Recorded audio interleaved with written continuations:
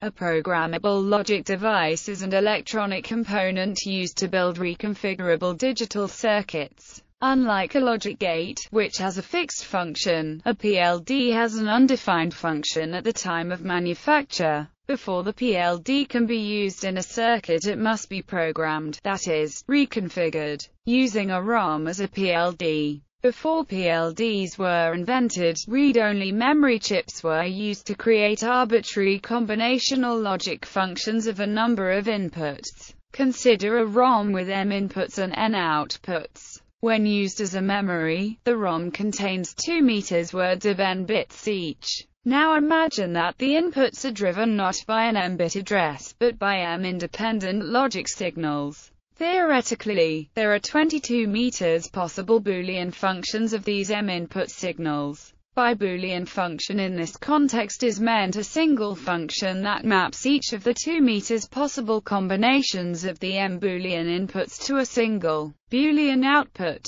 There are 22 meters possible distinct ways to map each of 2 meters inputs to a Boolean value, which explains why there are 22 meters such Boolean functions of m inputs. Now, consider that each of the n output pins acts independently as a logic device that is specially selected to sample just one of the possible 22 meters such functions. At any given time, only one of the 2 meters possible input values can be present on the ROM, but over time, as the input values span their full possible domain, each output pin will map out its particular function of the 2 meters possible input values from among the 22 meters possible such functions. Note that the structure of the ROM allows just n of the 22 meters possible such Boolean functions to be produced at the output pins. The ROM therefore becomes equivalent to n separate logic circuits, each of which generates a chosen function of the m inputs. The advantage of using a ROM in this way is that any conceivable function of all possible combinations of the m inputs can be made to appear at any of the n outputs, making this the most general-purpose combinational logic device available for m input pins and n output pins. Also, PROMs, EPROMs and EEPROMs are available that can be programmed using a standard PROM programmer without requiring specialized hardware or software. However, there are several disadvantages.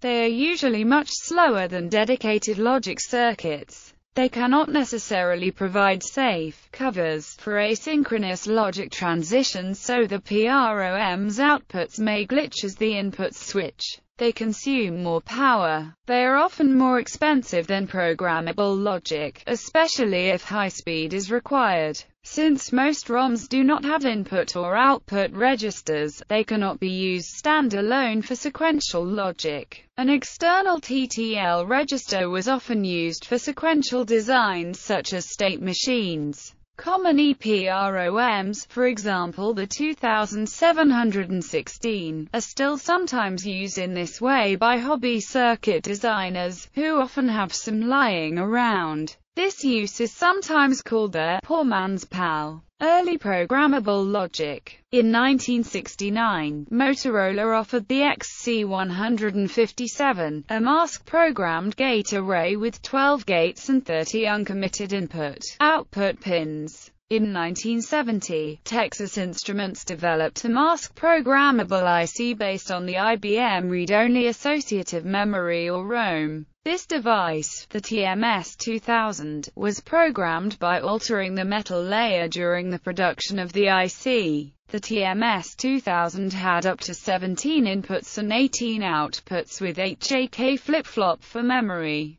T coined the term programmable logic array for this device. In 1971, General Electric Company was developing a programmable logic device based on the new PROM technology. This experimental device improved on IBM's ROM by allowing multi-level logic. Intel U had just introduced the floating gate UV erasable PROM, so the researcher at GE incorporated that technology. The GE device was the first erasable PLD ever developed, predating the Altera EPLD by over a decade. GE obtained several early patents on programmable logic devices. In 1973, National Semiconductor introduced a mask-programmable PLA device with 14 inputs and 8 outputs with no memory registers. This was more popular than the T-part, but cost of making the metal mask limited its use. The device is significant because it was the basis for the field programmable logic array produced by Signetics in 1975, the A2S100. In 1974, GE entered into an agreement with Monolithic Memories to develop a mask-programmable logic device incorporating the GE innovations. The device was named the Programmable Associative Logic Array, or PALA. The MMI 5760 was completed in 1976 and could implement multi-level or sequential circuits of over 100 gates. The device was supported by a GE design environment where Boolean equations would be converted to mask patterns for configuring the device. The part was never brought to market. PLA. In 1970, Texas Instruments developed a mask-programmable IC based on the IBM Read-Only Associative Memory or ROME. This device, the TMS-2000, was programmed by altering the metal layer during the production of the IC. The TMS-2000 had up to 17 inputs and 18 outputs with 8 JK flip-flop for memory. T coined the term programmable logic array for this device. A programmable logic array has a programmable and gate array, which links to a programmable or gate array, which can then be conditionally complemented to produce an output. PAL. PAL devices have arrays of transistor cells arranged in a fixed or programmable and plane used to implement sum of products binary logic equations for each of the outputs in terms of the inputs and either synchronous or asynchronous feedback from the outputs. MMI introduced a breakthrough device in 1978, the Programmable Array Logic or PAL. The architecture was simpler than that of Signetics FPLA because it omitted the programmable or array. This made the parts faster, smaller and cheaper. They were available in 20-pin 300mm DIP packages while the FPLAs came in 28-pin 600mm packages. The PAL handbook demystified the design process. The PALASM design software converted the engineer's Boolean equations into the fuse pattern required to program the part. The PAL devices were soon second-sourced by National Semiconductor, Texas Instruments and AMD. After MMI succeeded with the 20-pin PAL parts, AMD introduced the 24-pin 22V10 PAL with additional features. After buying out MMI, AMD spun off a consolidated operation as Vantis, and that business was acquired by Lattice Semiconductor in 1999. GALs. An improvement on the PAL was the Generic Array Logic Device, or GAL, invented by Lattice Semiconductor in 1985. This device has the same logical properties as the PAL but can be erased and reprogrammed. The GAL is very useful in the prototyping stage of a design, when any bugs in the logic can be corrected by reprogramming. GALs are programmed and reprogrammed using a PAL programmer, or by using the in-circuit programming technique on supporting chips. Lattice GALs combined CMOS and electrically erasable floating gate technology for a high-speed, low-power logic device. A similar device called a PEAL was introduced by the International CMOS Technology Corporation. PLDs.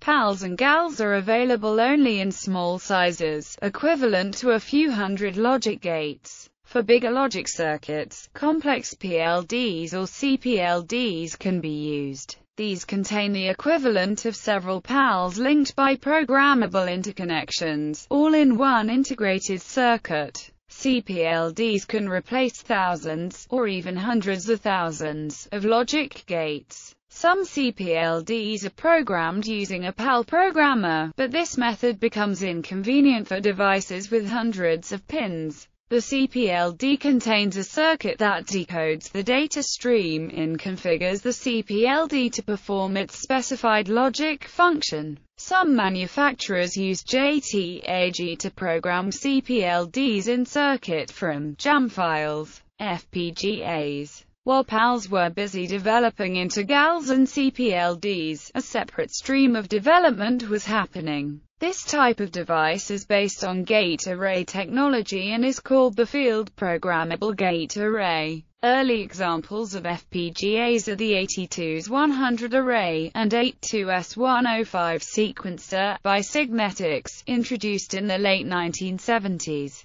The 82S100 was an array of interms. The 82S105 also had flip-flop functions. FPGAs use a grid of logic gates, and once stored, the data doesn't change, similar to that of an ordinary gate array. The term field programmable means the device is programmed by the customer, not the manufacturer. FPGAs are usually programmed after being soldered down to the circuit board, in a manner similar to that of larger CPLDs. In most larger FPGAs, the configuration is volatile and must be reloaded into the device whenever power is applied or different functionality is required. Configuration is typically stored in a configuration PROM or EEPROM. EEPROM versions may be in system programmable. The difference between FPGAs and CPLDs is that FPGAs are internally based on lookup tables, whereas CPLDs form the logic functions with sea of gates. CPLDs are meant for simpler designs while FPGAs are meant for more complex designs. In general, CPLDs are a good choice for wide combinational logic applications, whereas FPGAs are more suitable for large-state machines. Other variants. At present, much interest exists in reconfigurable systems. These are microprocessor circuits that contain some fixed functions and other functions that can be altered by code running on the processor. Designing self-altering systems requires engineers to learn new methods, and that new software tools be developed. PLDs are being sold now that contain a microprocessor with a fixed function surrounded by programmable logic. These devices let designers concentrate on adding new features to designs without having to worry about making the microprocessor work. How PLDs retain the configuration. A PLD is a combination of a logic device and a memory device. The memory is used to store the pattern that was given to the chip during programming. Most of the methods for storing data in an integrated circuit have been adapted for use in PLDs. These include silicon antifusers, SRAM, EPROM or EEPROM cells, flash memory. Silicon antifusers are connections that are made by applying a voltage across a modified area of silicon inside the chip. They are called antifusers because they work in the opposite way to normal fusers, which begin life as connections until they are broken by an electric current.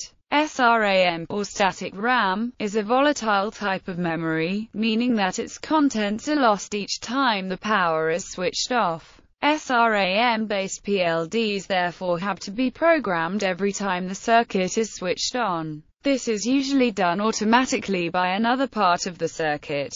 An EPROM cell is a MOS transistor that can be switched on by trapping an electric charge permanently on its gate electrode. This is done by a PAL programmer. The charge remains for many years and can only be removed by exposing the chip to strong ultraviolet light in a device called an EPROM eraser. Flash memory is non-volatile, retaining its contents even when the power is switched off. It can be erased and reprogrammed as required. This makes it useful for PLD memory. As of 2005, most CPLDs are electrically programmable and erasable, and non-volatile. This is because they are too small to justify the inconvenience of programming internal SRAM cells every time they start up, and EPROM cells are more expensive due to their ceramic package with a quartz window. PLD programming languages. Many PAL programming devices accept input in a standard file format,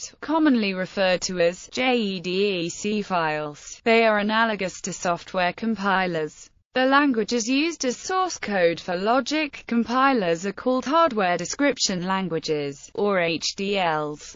PALASM, ABLE and CUPL are frequently used for low-complexity devices, while Verilog and VHDL are popular higher-level description languages for more complex devices. The more limited ABLE is often used for historical reasons, but for new designs VHDL is more popular, even for low-complexity designs. For modern PLD programming languages, design flows and tools, see FPGA and reconfigurable computing. PLD programming devices. A device programmer is used to transfer the Boolean logic pattern into the programmable device. In the early days of programmable logic, every PLD manufacturer also produced a specialized device programmer for its family of logic devices. Later, universal device programmers came onto the market that supported several logic device families from different manufacturers.